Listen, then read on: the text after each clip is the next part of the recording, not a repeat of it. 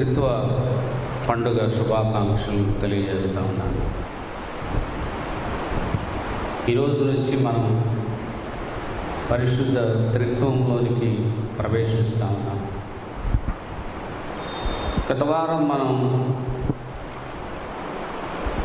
Pentecost ఆదివారాన్ని జరిగించుకున్నాం. ఈ వారం పరిశుద్ధ త్రిత్వ ఆరాధనను మనం జరిగించుకుంటా ఉన్నాం. ఈరోజు మనం చదువుకున్నటువంటి వాక్య భాగాలను మనం చూస్తే పాత నిబంధన పాఠ్యభాగం, పత్రిక పాఠ్యభాగం, సువార్త పాఠ్యభాగం, ఈ 3 పాఠ్యభాగాలలో నూతనత్వం అనేటటువంటి అంశం మనకు స్పష్టంగా కనపడుతుంది. నూతనత్వం. ఈ 3 పాఠ్యభాగాలకు మనం ఎంపిక చేసుకున్నటువంటి మూలవాక్యం యెహెజ్కేలు గ్రంథం 18వ అధ్యాయం 31వ వచనం మూలవచనంగా ఎంపిక చేసుకున్నాం. యెహెజ్కేలు గ్రంథం 18వ అధ్యాయం 31వ వచనం. అందులో ఈ రీతిగా వ్రాయబడి ఉంది. నేను చదివి వినిపిస్తాను. మీరు జరిగించిన అక్రమ క్రియలన్నిటినీ విడిచి నూతన హృదయమును నూతన బుద్ధియు తెచ్చుకునుడి. ఇశ్రాయేలులారా, మీరెందుకు మరణము నొందుదురు? ఇదే ప్రభువగు యెహోవా వాక్కు. ఇది ఈరోజు మనం చదువుకున్న 3 వాక్య భాగాలకు మూలవాక్యం. ఇది ఈరోజు త్రిత్వ పండుగ లేక త్రిత్వ ఆదివారం, ట్రింటీ సండే శుభాకాంక్షలు మరొకసారి మీ అందరికీ తెలియజేస్తూ ఉన్నాను. దేవుని యొక్క త్రిత్వంలో ఏకత్వం ఉన్నట్లుగా మనకు కనబడతా ఉంది. ప్రతి మనిషిలోనూ త్రిత్వం ఉన్నట్టుగా కూడా మనకు కనబడతా ఉంది. దేవుడు త్రిత్వదేవుడు అంటే త్రియేక దేవుడై ఎలా ఉన్నాడో అలాగుననే మనుషుల్లో కూడా త్రిత్వంలో ఏకత్వం ఉన్నట్టుగా మనకు కనబడతా ఉంది. అయితే దేవుని యొక్క త్రిత్వంలో ఏకత్వం వేరు, మనుషునికి వేరుగా మనకు కనపడదు. ఏది ఏమైనప్పటికీ కూడా మీరు చూస్తే ప్రతి మనిషిలోనూ దాగి ఉన్న త్రిత్వాన్ని మనం కనుక చూస్తే మనకు త్రిత్వాన్ని గురించినటువంటి సందేశం అర్థమవుతుంది.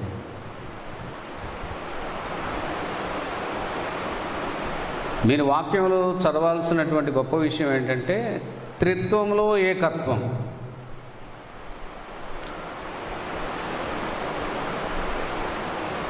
దాన్ని మనకు అంత స్పష్టంగా ఇవ్వకపోయినప్పటికీ కూడా బైబిల్ గ్రంథం అంతా, పాత నిబంధన గ్రంథం, నూతన నిబంధన గ్రంథం మనం చూస్తే కనపడుద్ది. ఇది త్రిత్వంలో ఏకత్వం. అలాగే మనిషిలో దాగి ఉన్నటువంటి త్రిత్వాన్ని మనం చూస్తే శరీరము, ప్రాణము, ఆత్మ,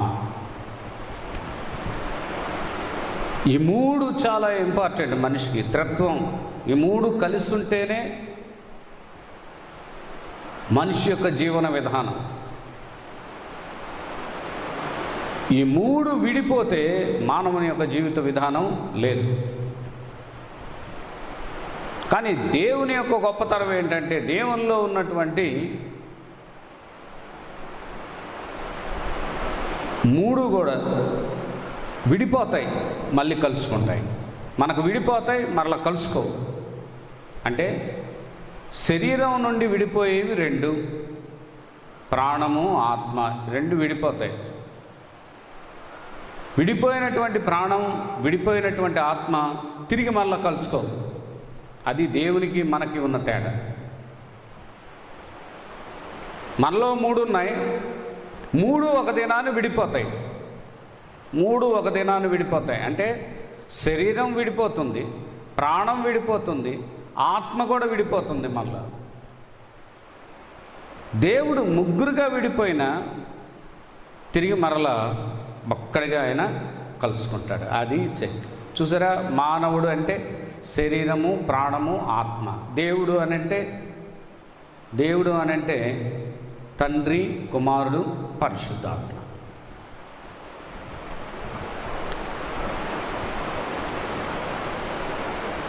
మీకు అర్థమై ఉంటుంది. కనుక దీన్ని మనం అర్థం చేసుకోవాల్సినటువంటి వారమైన మానవునికి దేవునికి ఉన్న వ్యత్యాసం అది. కనుక తండ్రి, కుమార, పరిశుద్ధాత్మ ఈ 3టిని కలుపుకొని మనం ఏమంటామంటే త్రిత్వం అని అంటాం. త్రిత్వం అంటాం. ఈ 3 కూడా అంటే తండ్రిగా, కుమారుడిగా, పరిశుద్ధాత్మగా ఆయన మానవునికి సహాయం చేయటానికి వచ్చాడు. ఇది మీరు ఆలోచన చేసుకోవాలి. ట్రినిటీ గురించి మాకు అర్థం కాలేదండి, త్రిత్వం అంటే ఈ సిద్ధాంతం మాకు తెలియట్లేదండి అనుకుంటే కాదు. కానీ మానవుని యొక్క మేలు కోసం, మానవుని నిమిత్తమై ఆయన తండ్రిగా, ఆయన కుమారునిగా, ఆయన పరిశుద్ధాత్మగా మానవుల యొక్క మేలు కొరకు ఆయన ప్రత్యక్షమయ్యాడు. అది త్రిత్వం అంటే.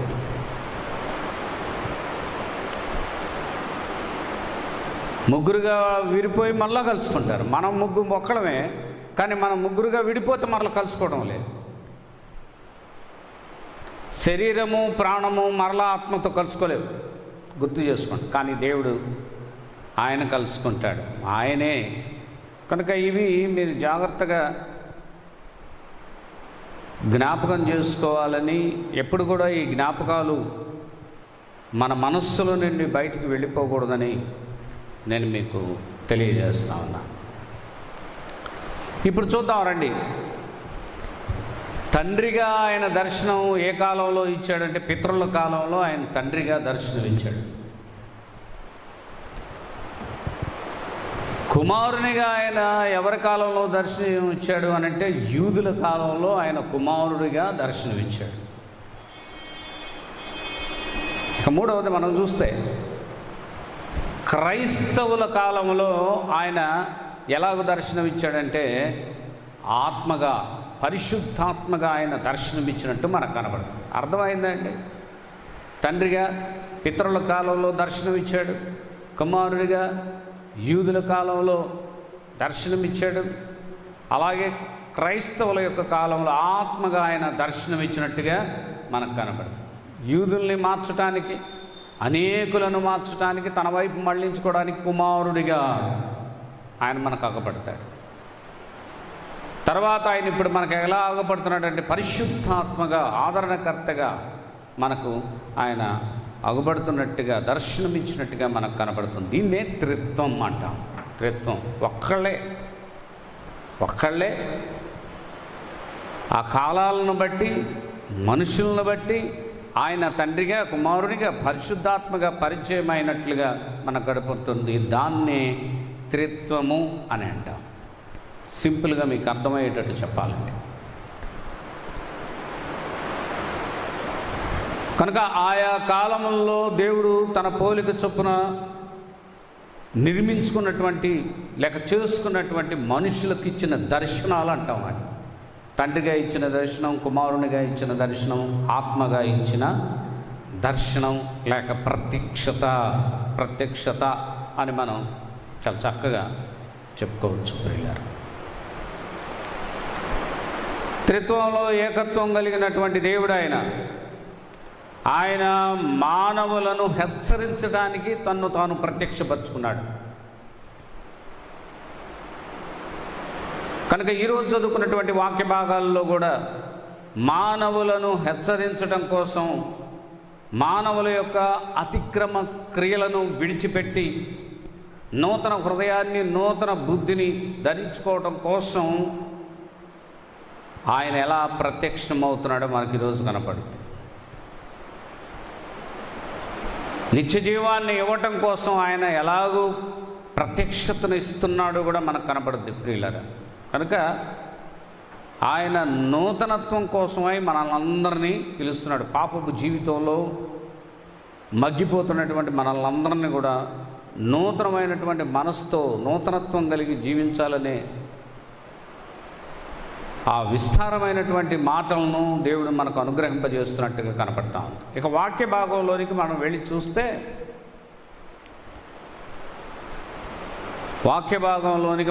చూస్తే, మొట్టమొదట మనకు నిబంధన అనే అంశం కనపడుతుంది. పాత నిబంధన గ్రంథం యెహెజ్కేలు గ్రంథం 18వ అధ్యాయం 30 నుంచి 32 వచనాలు మనం చదువుకున్నటువంటి వాక్య భాగంలో నిబంధన మూలవాక్యానికి మనం వెళదాం రండి. యెహెజ్కేలు గ్రంథం 18వ అధ్యాయం 32వ వచనాన్ని మనం చూస్తే అది మూలవాక్యంగా మనకు కనపడతా ఉంది. నేను చదువుతున్నాను, వినండి.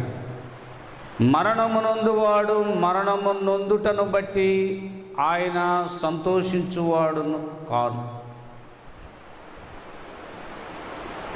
కావున మీరు మనస్సు తిప్పుకొనిడి, అప్పుడు మీరు బ్రతుకుదురు. ఇదే ప్రభువగు యెహోవా వాక్కు.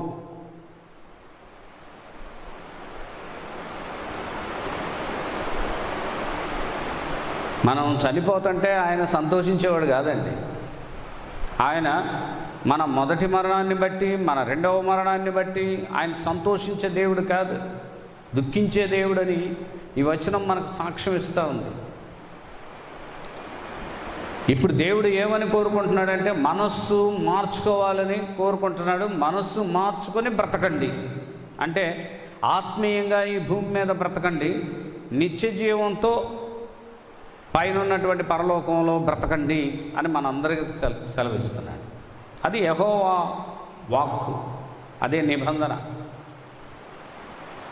దేవుడు మనతో చేస్తున్న నిబంధన, మనం చేయాల్సినటువంటి నిబంధన కూడా ఉంది ప్రియులరా. అసలు ఇదంతా యెహెజ్కేలు గ్రంథం అంతా కూడా మనం చదువుకుంటా పోతే ఎందుకు ఈ మాటలు వ్రాయబడ్డాయి? 30వ వచనం కానీ, 31వ వచనం కానీ, 32వ వచనం కానీ మనం చదువుతుంటే వాళ్ళని మారు మనస్సు పొందమని హెచ్చరిస్తున్నాడు. అలాగే వారందరినీ మారు మనస్సు పొందితే వాళ్ళకు దేవుడు మరలా ఎలాంటి స్థితిని ఇస్తాడో కూడా అక్కడ తెలియజేస్తూ ఉన్నాడు. ఈరోజు ప్రపంచం అంతా ఎలా ఉందంటే మారు మనస్సు లేకుండా ఉంది. కనుక యెహెజ్కేలు గ్రంథం ఈరోజు మనల్ని అందరినీ హెచ్చరిస్తూ ఉంది. ఈరోజు ఈ పాత నిబంధన పాఠ్య భాగం ద్వారా దేవుడు మనల్ని హెచ్చరిస్తూ ఉన్నాడు ప్రియులారా. ఆ రోజు పాపం విస్తరించడమే కాదు, ఈరోజు కూడా పాపం అత్యధికంగా విస్తరించింది. అందుకనే దేవుడు హెచ్చరిస్తూ ఉన్నట్టుగా మనకు కనపడతా ఉంది. దేవుడు ఈ మాటలను యెహెజ్కేలు ద్వారా ఎందుకు తెలియజేస్తున్నాడో ఒక్కసారి ఆ వాక్య భాగంలోనికి వెళ్ళి మనం చూస్తే మనకు అర్థమవుద్ది ప్రియులారా. యెహెజ్కేలు ప్రవక్తగా తన పరిచర్యను ప్రారంభించక మునుపు ఐగుప్తు, బబులోను ఈ రెండిటి మధ్య అధికారం కొరకు గొడవలు జరుగుతున్నాయి, గొప్ప పోరాటం జరుగుతూ ఉంది. వీరి మధ్య ఉన్నటువంటి యోధా రాజ్యం నలిగిపోయింది. ఆ పరిస్థితుల్లో బబులోను, ఐగుప్తు వీళ్ళిద్దరి మధ్య యోధా రాజ్యం నలిగిపోయినట్టుగా చరిత్ర చెప్తా ఉంది. తొదక ఏమైపోయింది అంటే బబులోను వారు యోధాను జయించి యోధా ప్రజలందరినీ కూడా చెరగొనిపోయినట్టుగా మనకు చరిత్ర చెప్తా ఉంది. క్రీస్తు పూర్వం 597వ సంవత్సరంలో యెరూషలేమును బబులోనీయులు వశపరుచుకున్నట్టుగా చరిత్ర చెప్తుంది. యెహోయాకీము, యెహెజ్కేలుతో సహా యోధా ప్రముఖుల్లో అనేకులు బబులోను చెరలోనికి తీసుకొని పోబడ్డారు అన్న చరిత్ర మనకెక్కడ కనపడతా ఉంది ప్రియులారా. అట్లాగే 10 సంవత్సరాలు గడిచిన తర్వాత యూదులు బబులోనీయులపై తిరుగుబాటు చేసినట్టుగా కూడా మనకు చరిత్ర చెప్తా ఉంది. ఆ తిరుగుబాటు కారణంగా బబులోను యొక్క రాజు అయినటువంటి నెబుకద్నెజరు ఏం చేశాడో కూడా చరిత్ర మనకు చెప్తాం.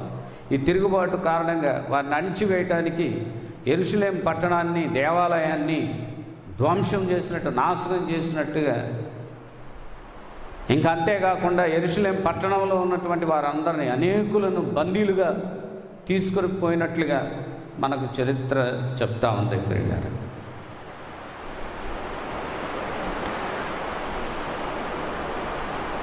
అసలు యోధా ప్రజలు చేసినటువంటి పాపాన్ని గురించి కూడా మనం వినాలి. పాపం చేసినందువలనే యూదులకు ఈ శిక్ష వచ్చింది. యోధా ప్రజలకు ఈ శిక్ష వచ్చింది. ఈరోజు మనం తెలుసుకోవాల్సినటువంటి మాటలు ఇవే. పాపము చేసినందువలన శిక్షలు వస్తాయి. వాళ్ళు పాపం చేశారు. ఎలాంటి పాపం చేశారు? ఈ ప్రజలు దేవునికి వ్యతిరేకంగా పాపం చేశారని రాయబడింది. ఏం పాపం చేశారు వీళ్ళు? దేవునికి వ్యతిరేకమైనటువంటి పనులు వీళ్ళు ఏం చేశారు? వీళ్ళు చేసిన పాపాలను బట్టి యెహెజ్కేలును పంపించి దేవుడు హెచ్చరించినట్లుగా, దేవుడు తన ప్రత్యక్షతను వారికి కనపరిచినట్లుగా చరిత్ర చెప్తా ఉంది. బైబిల్ గ్రంథం కూడా మనకు తెలియపరుస్తూ ఉంది ప్రియులారా. ఇజ్రాయెల్ ప్రజలు చేసిన పాపం ఏది అనంటే, ఆపద సమయముల్లో యెహోవాను ఆశ్రయించలేదు. నెంబర్ 1. చూసారా అండి, కరోనా వచ్చింది, ప్రార్థన ఎంతమంది చేయించుకుంటున్నారు? పోయిన వారం కూడా నేను అన్నాను, అరే అభిషక్తులు ఉన్నారు, దైవజనులు ఉన్నారు, ప్రార్థన చేయించుకుందాం, పరిస్థితులు ఎలా ఉంటాయో, తీవ్రమైన రూపం దాలుస్తుందేమో, హాస్పిటల్లో ఒక చిన్న ప్రార్థన, దేవాని చిన్న ప్రార్థన చేయించుకుందాం అనేటటువంటి మనస్తత్వాలు మనుషులకు లేకుండా పోయినాయి. చాలామంది బాధను అనుభవించడానికైనా సిద్ధపడుతున్నారు, కానీ ప్రార్థన చేయించుకోవడానికి, ప్రార్థన అనేటటువంటి ఆయుధాన్ని పొందటానికి మనుషుల మనస్సు అనేది ముందుకు నడవలేకపోతాం. ప్రార్థన అనేది ప్రవహించాలి. అది నిత్యం ప్రవహించే సెలయేళ్ళులాగా ఉండాలి ప్రార్థన అనేది. అవసరానికి ప్రార్థన, అవసరం లేనప్పుడు ప్రార్థన, అవసరం ఉన్నా ప్రార్థన చేయకపోవడం అనేది ఇది ఎంత బాధను కలిగించుద్దో చూడండి, ఎంత అరిష్టాన్ని కలిగిస్తుందో కూడా మీరు జ్ఞాపకం చేసుకోవాలని కోరుతూ ఉన్నాను. ప్రియులారా, ప్రేయర్ అనేది, ప్రార్థన అనేది చాలా ప్రాముఖ్యమైంది. ఆపదలోనే ప్రార్థన కాదు, మన సంతోషంలో ప్రార్థన, మన వ్యక్తిగత జీవితంలో ప్రార్థన అనేది చాలా ప్రాముఖ్యమైంది. ఇప్పుడు చాలా అవసరతలో మనం ఉన్నాం. కరోనా సెకండ్ వేవ్లో మనం ఉన్నటువంటి వారం. ఇలాంటి సమయంలో మనకు అవసరమైంది ఏంటి అని అంటే ప్రార్థన చాలా అవసరమైంది.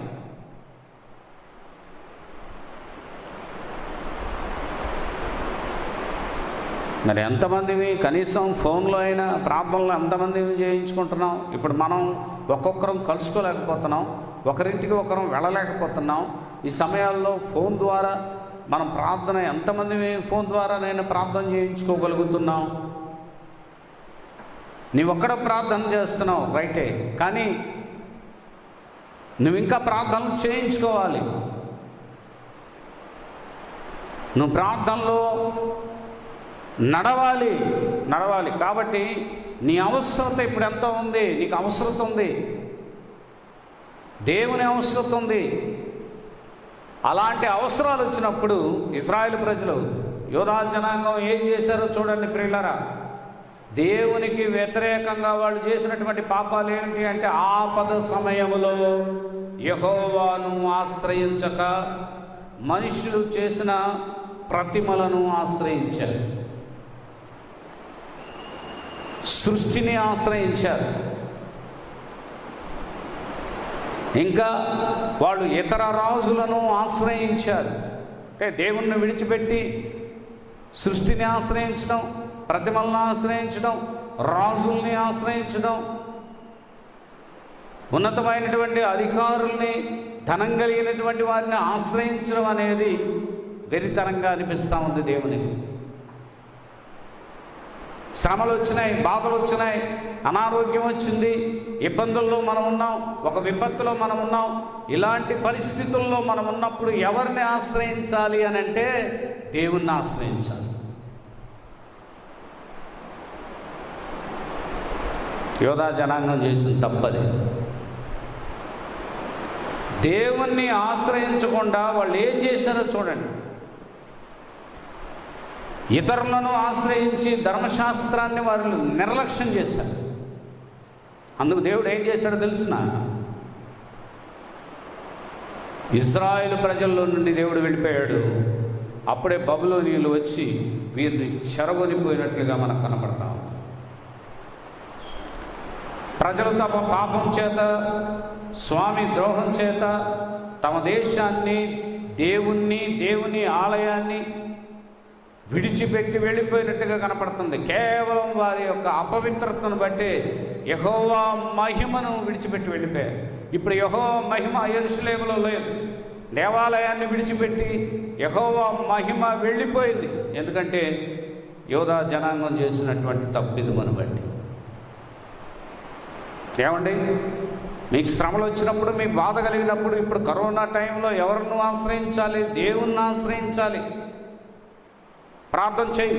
దేవుడు బ్రతికించినా ప్రార్థన చేయి, దేవుడు బ్రతికించకపోయినా ప్రార్థన చేయి. దేవుని యొక్క చిత్తం ఎలా ఉంటుందో మనకు తెలియదు ప్రియులారా. ఆయన చిత్తాన్ని బట్టి ప్రార్థన చేయి. ప్రభువా, నీ చిత్తమైతే నన్ను బ్రతికించని ప్రార్థన చేయి. అలాగే నీ చిత్తం కాకపోతే నేను కూడా చేసేది ఏమి లేదని ప్రార్థన చేయి. ప్రార్థన అనే అంశం ఈరోజు కూడా రాకపోతే, నీ శ్రమలోనూ, నీ ఇబ్బందిలోనూ, నీ కష్టంలోనూ, ఈ పరిస్థితుల్లోనూ నువ్వు ఇంకా ప్రార్థన అనే అంశంలోనికి రాకపోతే ఏం ప్రయోజనం? చావైనా బ్రతుకైనా ప్రార్థనతో ఉండాలి ప్రియులారా. దేవుని యొక్క లేఖన భాగం చెప్తుంది, ఏనాటికైనా మనం అందరం మృతి పొందవలసినటువంటి వారమే.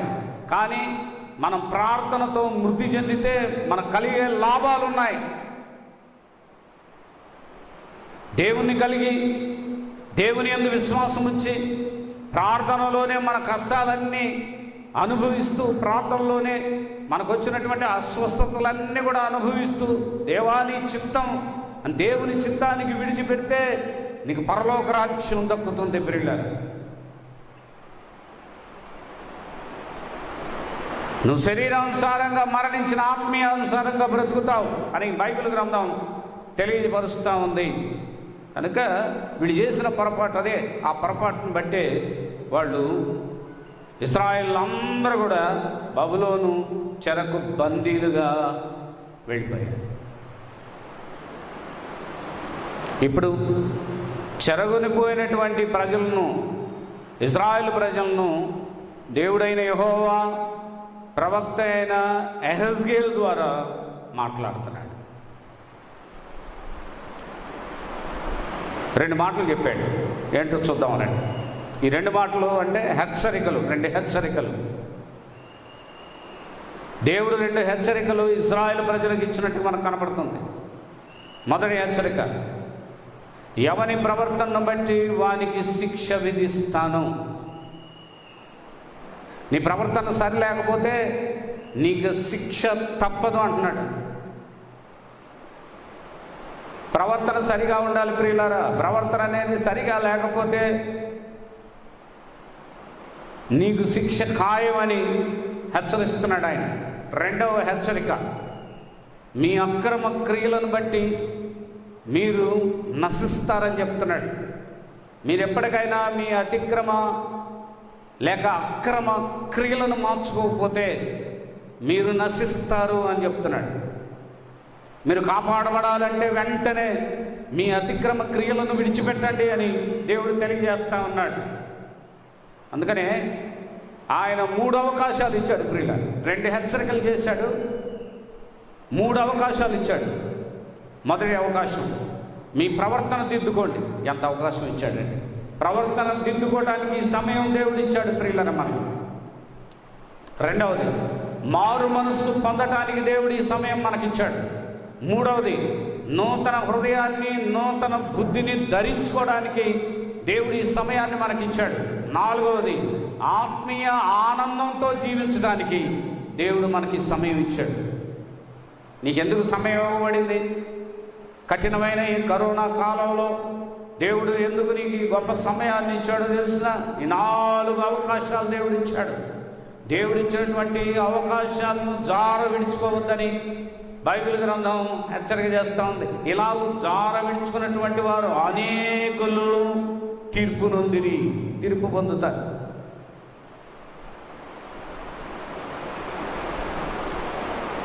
కనుక అవకాశాలు, ఇచ్చిన అవకాశాలను సద్వినియోగం చేసుకోవటం కూడా మనకు చేతనై ఉండాలి. గత వారం మనం చూసుకుంటే పెంతెకోస్తు ఆదివారం కదా. ఆ ఆదివారం మనం చదువుకున్నటువంటి వాక్య భాగం యోవేలు గ్రంథం 2వ అధ్యాయం 30 నుంచి 31 వచనం వరకు మనం చదువుకున్నాం. నేను ఒకసారి గుర్తు చేస్తాను పోయిన ఆదివారం పాఠం కూడా. మరియు ఆకాశమందును భూమి అందును మహత్కార్యములను అనగా రక్తమును అగ్నిని ధూమ స్తంభములను కనపరచదు. యెహోవా భయంకరమైన మహాదినము రాకముందు సూర్యుడు తేజోహీనుడిగాను చంద్రుడు రక్తవర్ణమగును. సూర్యుడేమో తేజోహీనుడు అవుతాడంట, చంద్రుడేమో రక్తవర్ణుడు అవుతాడంట, బ్లడ్ మూన్ అంట.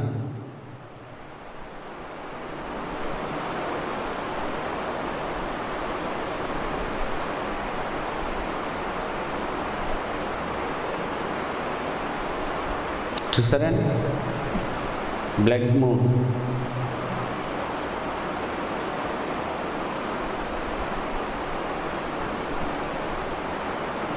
అందుకనే ఇలా చెప్పబడతా ఉంది, the blood moon will last about an hour.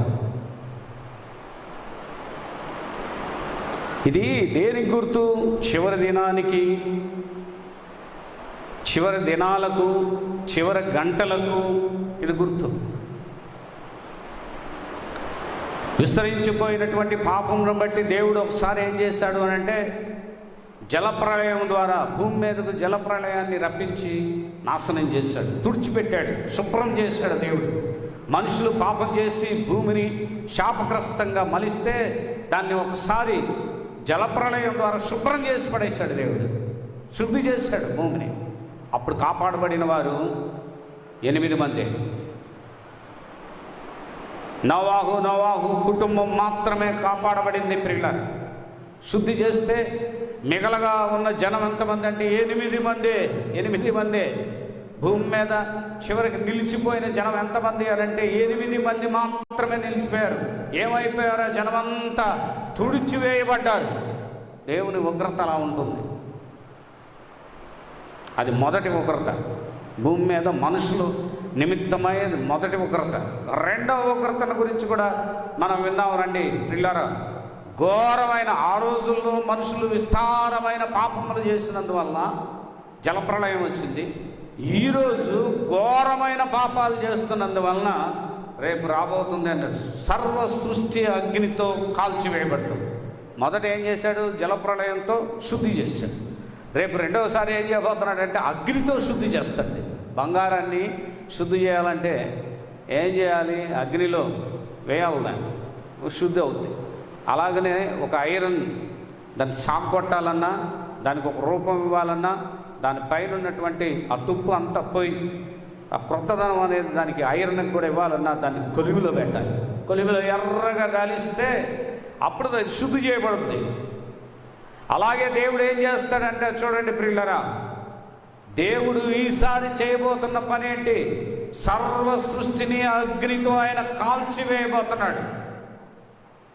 మొదటి ప్రళయం వేరు ప్రియులరా, రెండవ ప్రళయం రాబోతున్నటువంటి ప్రమాదం మీరు వినండి. ప్రమాదాన్ని గురించి తెలుసుకోండి ప్రియులరా. సర్వ సృష్టి అగ్నితో కాల్చివేయబడును. పేతురు రాసినటువంటి 2వ పత్రిక 3వ అధ్యాయం 10వ వచనం ఒకసారి చదువుకుందాం. పేతురు వ్రాసిన 2వ పత్రిక 3వ అధ్యాయం 10వ వచనం. అయితే ప్రభువు దినము దొంగ వచ్చినట్లు వచ్చును, ఆ దినమున ఆకాశములు మహాధ్వనితో గతించిపోవును. చూసారా, ఆ రోజు ఏమవుతుందంట, ఆకాశములంట మహాధ్వనితో గతించిపోను. మేఘం వస్తే, మబ్బు వస్తే, ఆ మబ్బుల్లో ఉరుములు పుడితే, ఆ మబ్బుల్లో మెరుపులు వస్తేనే భూమి మీద ఉన్నటువంటి మనం పిడుగులు ఎక్కడ పడతాయో అని భయపడతాం. ఇంట్లో ఉన్నటువంటి పిల్లలు తాక్కుంటారు. కొంతమంది పెద్దవాళ్ళు కూడా ఆ ఉరుములు శబ్దం దగ్గరే పిడుగు పడినట్టుగా భయమని ఆ శబ్దం వచ్చినప్పుడు ఎంత భయం వేస్తుందో చూడండి.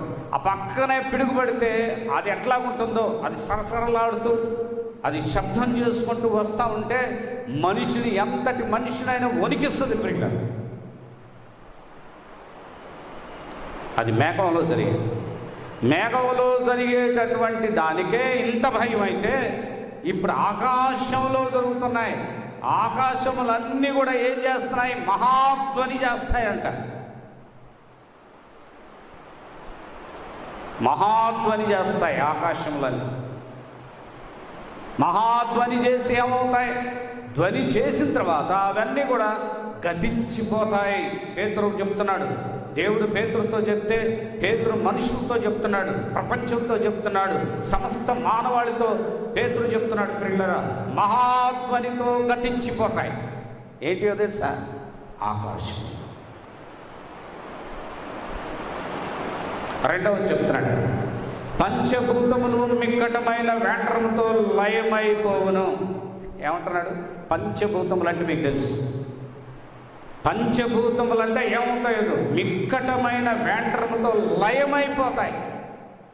ఆకాశములు ఏమో గతించిపోతాయి, ఏమో లయమైపోతాయి. 3వ చెప్తున్నాడు, భూమియు దాని మీదనున్న కృత్యములన్నీ కాలిపోవును. భూమి ఏమవుతుందంట, భూమి ఏమవుతుందో చూడండి ప్రియులారా. భూమి మీద ఉన్నవన్నీ ఏమైపోతాయంటే కాలిపోతాయి, సమస్తము కాల్చివేయబడుతుందని చెప్పాడు. అందుకనే మనస్సు మార్చుకోవాలి. మన శరీరానికే ఇల్లండి, మన ఆత్మకు మాత్రం ఇక్కడ ఉన్నటువంటి భూమి మీద ఉన్నటువంటి ఇల్లు మన ఆత్మకు సంబంధించిన ఇల్లు కాదు. మన ఆత్మకు సంబంధించిన ఇల్లు పరలోకం. మన శరీరానికి సంబంధించిన ఇల్లు మనం కట్టుకున్న ఇల్లు. అయితే ఆ ఇంట్లో ఎంతకాలం ఉంటామంటే కొంతకాలమే మనం ఉంటాం, కొంతకాలమే మనం ఉంటాం. ఆ ఇల్లు కూడా ఎంతకాలం నిలబడుద్ది అంటే కొంతకాలమే నిలబడుద్ది, తర్వాత శిథిలమైపోతుంది. కానీ ఆత్మకు ఒక ఇల్లు అవసరం, ఆ ఇల్లే పరలోకం. ఆత్మ స్థిరంగా నిలిచిపోతుంది, ఆ ఇల్లు కూడా స్థిరమైన ఇల్లుగా ఉండిపోతుంది. కనుక ఈరోజు నీ ఆత్మకు ఇంటిని సంపాదించుకున్నావా, నీకు రిజిస్ట్రేషన్ అయిందా, నువ్వు ఆత్మకు ఇల్లును స్థలాన్ని కూడబెట్టుకున్నావా లేదా ఆలోచన చేసుకోమని బైబిల్ గ్రంథం హెచ్చరిస్తూ ఉంది. మారు మనస్సు పొందినటువంటి వారు, పశ్చాత్తాపడినటువంటి వారు మాత్రమే ఆ ఇంటిని సంపాదించుకుంటారు. ఆ ఇంటిని కొనుగోలు చేయాలంటే భూమి మీద ఉన్న డబ్బుతో నువ్వు కొనలేవు, భూమి మీద ఉన్న బంగారంతో నువ్వు కొనలేవు, భూమి మీద ఉన్నటువంటి వస్త్రాలతో నువ్వు కొనలేవు, భూమి మీద ఉన్న ఖరీదైన దేంతో నువ్వు కొనలేవు. నువ్వు పరలోకంలో ఉన్నటువంటి ఆ గొప్ప ఇల్లు, స్థిరంగా నిలబడేటటువంటి ఆ గొప్ప ఇల్లును నువ్వు కొనుగోలు చేయాలంటే నువ్వేం చేయాలా, మారు మనస్సు పొందాలి. మారు మనస్సు పొందాలి. అందుకనే యెహెజ్కేలు చెప్తున్నాడు, యెహెజ్కేలుతో దేవుడు చెప్తున్నాడు, ఇదిగో మారు మనస్సు పొందితే ఆ ప్రజలతో నేను ఒక నిబంధన చేస్తాను, యెరూషలేముకు ఆనందంగా తిరిగి వస్తారు, వాగ్దానాలతో కూడినటువంటి నిబంధన నేను చేస్తాను, నిరీక్షణాస్పదమైనటువంటి వాగ్దానాలు వారికి నేను ఇస్తాను అని చెప్తున్నాడు. భవిష్యత్తు ఎలా ఉంటుందో, ఎంత అందంగా ఉంటుందో దాన్ని గురించినటువంటి విషయాలను కూడా నేను తెలియజేస్తానని దేవుడు చెప్తున్నాడు. ఇప్పుడు నీకు ఏది కావాలా, మరి ఈ రెండిట్లో ఏది కావాలా? ఆనందం కావాలా, దుఃఖం కావాలా? మనుషులు ఏది కోరుకోవాలా? ఆనందాన్నే కోరుకోవాలి. భూమి మీద ఉన్న ఆనందం కాదండి, పరలోకంలో ఉన్నటువంటి ఆనందాన్ని కూడా మనం కోరుకోవాలి.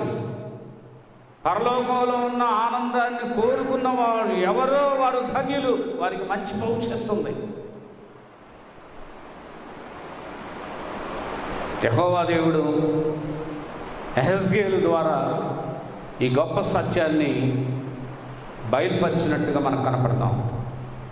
దుఃఖంలో నిండిన వారులారా, చెరగున పోయిన ప్రజలారా, మీకు ఒక శుభవార్త, మీతో ఒక నిబంధన చేస్తున్నాను. మిమ్మల్ని బబులోను చెర నుండి విడిపించి యెరూషలేములో పెడతాను. మూయబడినటువంటి దేవాలయం తెరవబడుతుంది, దేవాలయంలో నా మహిమను ఉంచుతానని దేవుడు చెప్తాడు. నా మహిమను అక్కడ ఉంచుతాను. చూసారా ప్రియులారా? అయితే మీరు మారు మనస్సు పొందండి, మీరు పశ్చాత్తాపడండి అని చెప్తాడు. ఈరోజు మనకేం అవసరం? మారు మనస్సు, పశ్చాత్తాపం ఉంటే నిజంగా మనం ఆనంద జీవితాన్ని జీవిస్తాం. కనుక దేవునితో మనం చేసుకోవాల్సిన నిబంధన ఏంటి అని అంటే, దేవా నేను మారు మనస్సు పొందుతున్నా, నేను నూతనమైనటువంటి హృదయాన్ని పొందుకుంటాను, నూతనమైనటువంటి బుద్ధిని కలిగి జీవిస్తానని నువ్వు నిబంధన చేయి. దేవునితో నిబంధన చేసుకో. నువ్వు దేవునితో నిబంధన చేస్తే అప్పుడేం జరుగుతుందో చూద్దాం రండి. మత్తయి సువార్త 28వ అధ్యాయం 18 నుంచి 20 వచనాలు మనం చదువుకున్నాం ఈరోజు సువార్త పాఠ్య భాగంగా. మత్తయి సువార్త 28వ అధ్యాయం 18 నుంచి 20 వచనాలు మనం చదివాం. అక్కడ నువ్వు ఎప్పుడైతే మారు మనస్సు పొంది పశ్చాత్తాపడతావో అప్పుడు నీకు అభిషేకం జరుగుద్ది. అభిషేకం ఎలాంటి అభిషేకమో మీకు తెలియజేస్తాను రండి. మూలవాక్యానికి మనం వెళదాం. మత్తయి సువార్త 28వ అధ్యాయం 19వ వచనం మూలవచనంగా మనకు కనబడతా ఉంది. ఆ వచనాన్ని చదివి వినిపిస్తాను.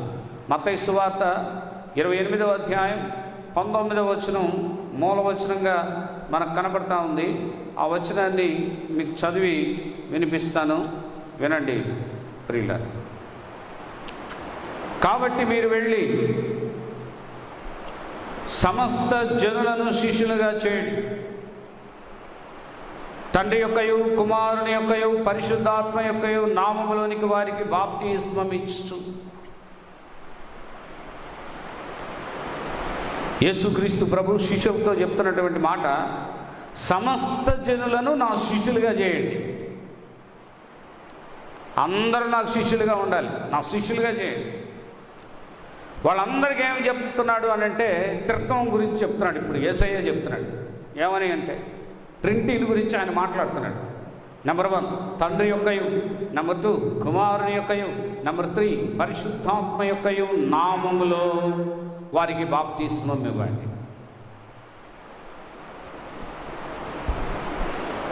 3 ప్రత్యక్షతలు కదా. తండ్రి ప్రత్యక్షత, కుమారుని ప్రత్యక్షత, పరిశుద్ధాత్మ యొక్క ప్రత్యక్షతను గురించి మనం చూస్తున్నాం. 3 ప్రత్యక్షతలు ఇక్కడ కూడా అదే కనపడుతుంది ప్రియులారా. స్వయంగా యేసుక్రీస్తు ప్రభువే చెప్పినటువంటి మాటలు ఆయనే చెప్తున్నాడు. కనుక ఆయన మాటల్లో ఉన్నటువంటి ట్రినిటీని గురించి మనం ఈరోజు చూడాల్సిందే, ఎంతైనా మనం కనుగొనాల్సిందే ప్రియులారా. దేవుడు ఏమంటున్నాడు చూడండి, ఈ మాటలు మనతో చెప్తున్నాడు. 18వ వచనంలో అంటాడు ఆయన, అధికారాన్ని గురించి చెప్తాడు 18వ వచనంలో.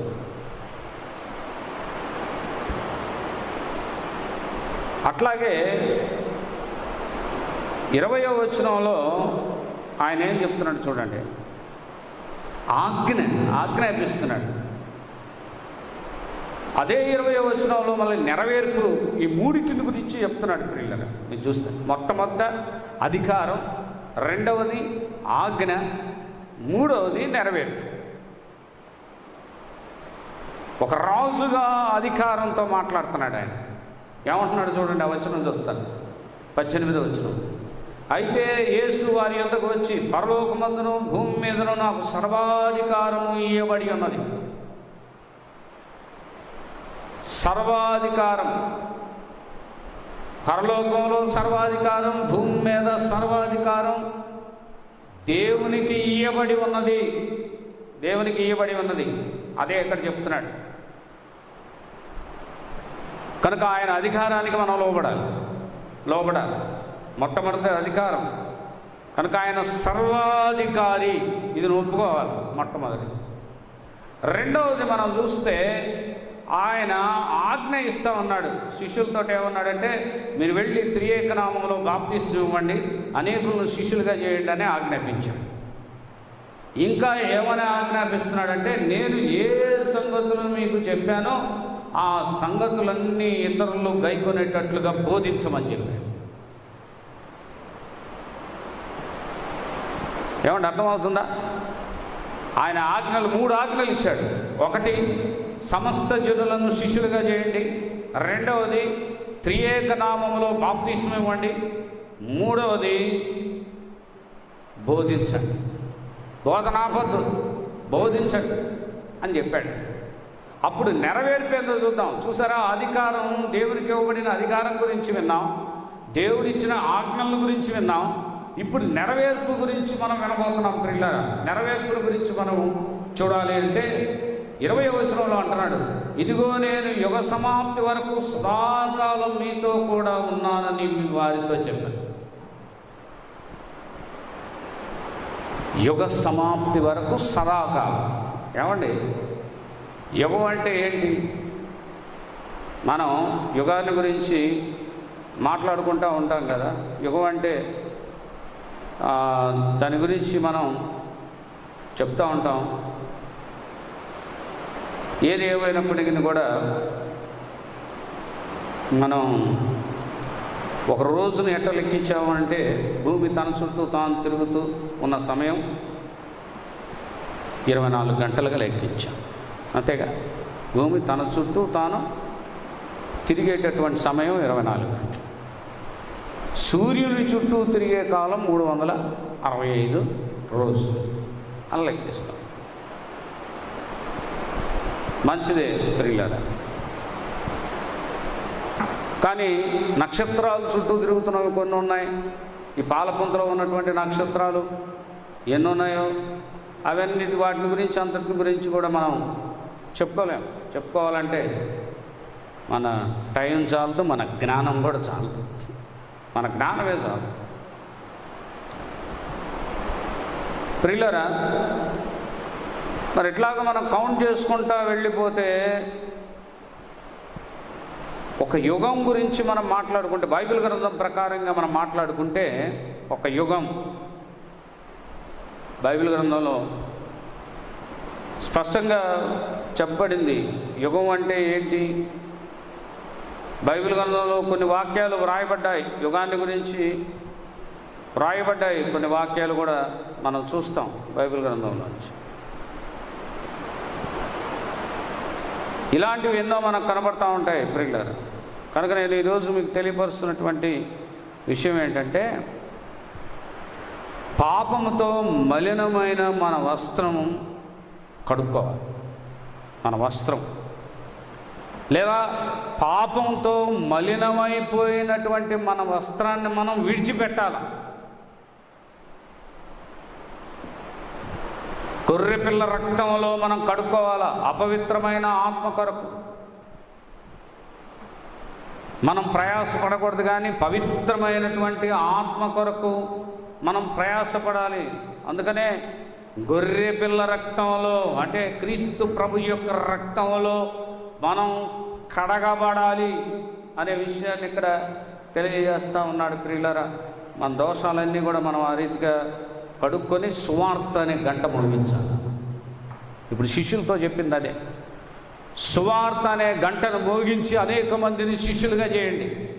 సువార్త అనే గంట మీరు మోగించి అనేకులకు బాప్తిస్మం ఇవ్వండి అని చెప్పాడు. యుగ సమాప్తి వరకు సదాకాలం మీతో కూడా నేను ఉంటాను అంటున్నాడు. యుగ సమాప్తి, దాని గురించి చెప్పుకోవాలంటే ప్రకటన గ్రంథంలో చాలా వ్రాయబడింది. యుగ సమాప్తి వరకు ప్రియులారా, యుగ సమాప్తి కాకముందే దేవుడు సదాకాలం మనతో తోడై ఉండాలి అని మనం తలంచుకోవాలంటే మనం ఏం చేయాలా? యేసుక్రీస్తు ప్రభు యొక్క శిష్యరికంలోనికి మనం వెళ్ళాలి. మన పాపాలను ఒప్పుకోవాలా, మనల్ని మనం కడుక్కోవాలా. అలా కడుక్కుంటే మనం ధన్యులుగా ఎంచబడతాం. ప్రియులారా, ఒక మురికి రాయిని, ఒక బురదలో ఉన్నటువంటి రాయిని పారుతున్నటువంటి సెలయేళ్లలోనికి, ఆ నదిలోనికి విసిరేస్తే ఆ రాయి ఏమవుతుందో శుభ్రం అవుతుంది. స్వచ్ఛమైనటువంటి నీటిలో దాన్ని పడేస్తే ఆ నీళ్ళలో, ఆ ప్రవాహ జలాల్లో అది ఉంటే ఎప్పుడు అది శుభ్రంగానే ఉంటుంది, ఆ రాయి శుభ్రంగా ఉంటుంది. ఇప్పుడు మనం కూడా ఏం చేయబడాలి అంటే ప్రభు యొక్క నామములో అలాగున ఎప్పుడు శుద్ధి చేసుకుంటూ ఉండాలి. ఆ రక్తంలో మనం ముంచబడాలి. అప్పుడు మనం శుద్ధి చేయబడతాం.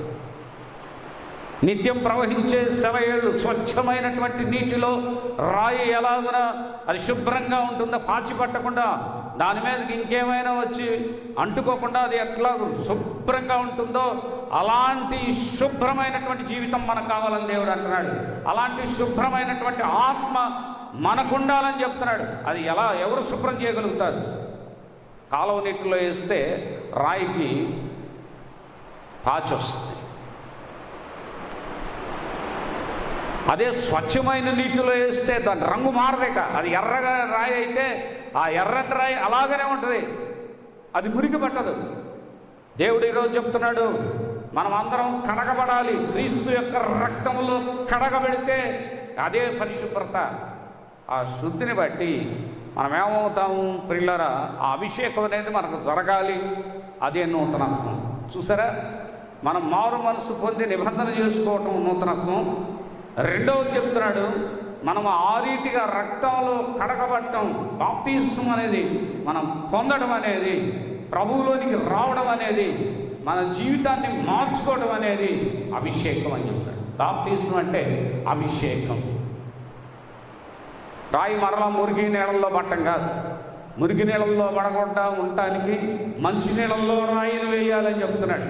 ప్రవహించే నీళ్ళల్లో, శుద్ధి కలిగిన నీళ్ళల్లో రాయిని వేయాలి అని చెప్తున్నాడు. అంటే నువ్వు శుద్ధులు అవ్వటానికి బాప్తిస్మం పొందాలి.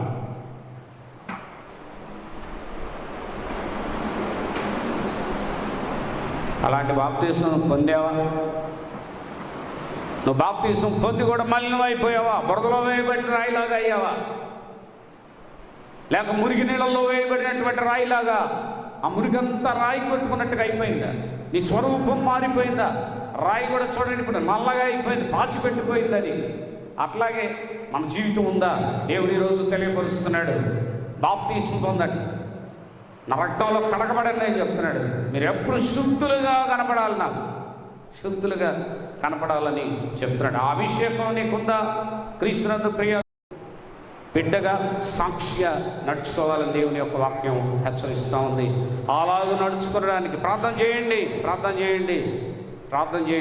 ఒకవేళ మరణం అయితే ఆయన ఇష్టం కదా, ఆయన చిత్తం కదా. నువ్వెవరు ఏం చేయలేవు. ఏ డాక్టర్ బ్రతికించలేడు, ఏ పాస్టర్ బ్రతికించలేడు, ఏ ప్రవక్త బ్రతికించలేడు, మరి ఇంకెవరైనా బ్రతికించలేరు. ప్రియులారా, దైవ చిత్తంలో మరణం అనేది ఈ రోజే వ్రాయబడి ఉంటే ఆ రాతను మార్చగలిగిన వాడు ఎవడునూ లేడు. దైవ చిత్తం అయితే మారుస్తాడు ఆయనకు తప్ప ఏ మనుష్యుని వల్ల కాదది. కనుక మరణమైన జీవమైన ప్రార్థన చేయి. ఇప్పుడు దేవుడు ఒక టెస్ట్ పెడుతున్నాడు నీకు, మనసు మార్చుకోవడానికి ఒక టెస్ట్. నువ్వు రాబోతున్నటువంటి ఉగ్రతను కూడా జ్ఞాపకం చేసుకో. మనం ఫస్ట్ వేవ్ దాటి వెళ్ళాము, సెకండ్ వేవ్లోకి వచ్చాము, థర్డ్ వేవ్లోకి వెళ్ళబోతున్నాం. ఇంకెన్ని ప్రాణాలు గాలిలో కలిసిపోతాయి. ప్రియులారా, ఎలాగైనా సరే, ఏ విధంగానైనా సరే మనం సాల్వేషన్, రక్షణ అనేది ఆత్మకు అందుకోవాలి. అందుకని త్రిత్వాన్ని గురించి విన్నటువంటి నీవు దేవుడు నీకు ఇచ్చినటువంటి ఆ రక్షణ పొందవలసిందిగా నేను తెలియజేస్తా ఉన్నాడు. దేవుడు నేను దీవించి ఆశీర్వదించి నడిపించును గాక. ఆమేన్. సమస్త జ్ఞానమును ఇచ్చి దేవుని సమాధానం యేసుక్రీస్తు వలన మీ హృదయములకు మీ తలంపులకు కావలై ఉండును గాక. ఆమేన్. దేవా నాయందు